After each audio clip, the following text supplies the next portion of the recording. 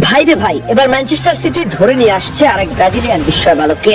Transfer উইন্ডোর শেষ মুহূর্তে সিটির মেগা থ্রিলার।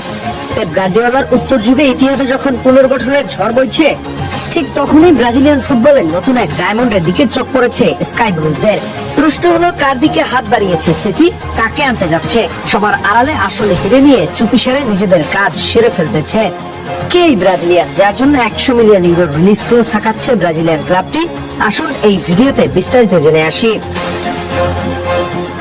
সিটির ম্যানেজমেন্ট পালমেরাসের 22 বছর বয়সে উইঙ্গারকে ড্রেসিং রুমে টানতে সরাসরি আলোচনা শুরু করেছে বলে জানায় দ্য অ্যাথলেটিক ও ইউএসপিএন এর মতো সূত্র।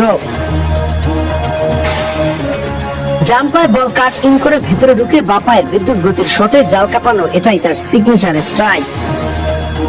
1.74 মিটার, প্রায় 5 ফুট 9 ইঞ্চির উচ্চতার এই অ্যাটাকার মূলত রাইট উইং এ খেললেও অ্যাটাকিং মিডফিল্ড কিংবা লেফট ফ্ল্যাঙ্কেও সমান বিধ্বংসী। মাঠে তার বল কন্ট্রোল, উইং ধরে এক্সিলারেট, চিপে বেরিয়ে যাওয়া এবং ন্যারো প্রেসে ড্রিবলিং করার ক্ষমতার কারণে স্কাউটরা ইতিমধ্যেই তার সাথে ফিল ফোডেনের দারুণ মিল খুঁজে পাচ্ছেন। পালমেরাসের জার্সি গায়ে জড়িয়ে ইতিমধ্যেই মাঠ কাঁপাচ্ছেন তিনি। 2025 সালে সিনিয়র ফুটবলে ডেবিউ করার পর থেকে থামার নাম নেই এই ব্রাজিলিয়ানের। এই দলের হয়ে খেলে ফেলেছেন প্রায় 100টি ম্যাচ। চলতি সিজনে 6 গোলও করে ফেলেছেন। নাম তার অ্যালান এলিয়াস। তিনি নিজেও সিটিতে আসতে আগ্রহী। পেপ গার্দিওলা বিদায়ের পর রদ্রিগো, বার্নার্দো সিলভার মতো হেভিওয়েটরা ক্লাব ছাড়ায় সিটির এখন নতুন রিবিল্ডিং ফেজ। দক্ষিণ আফ্রিকার ইউথ প্রজেক্টের অংশ হিসেবে এলিয়াসকে একদম পারফেক্ট ভাবা হচ্ছে।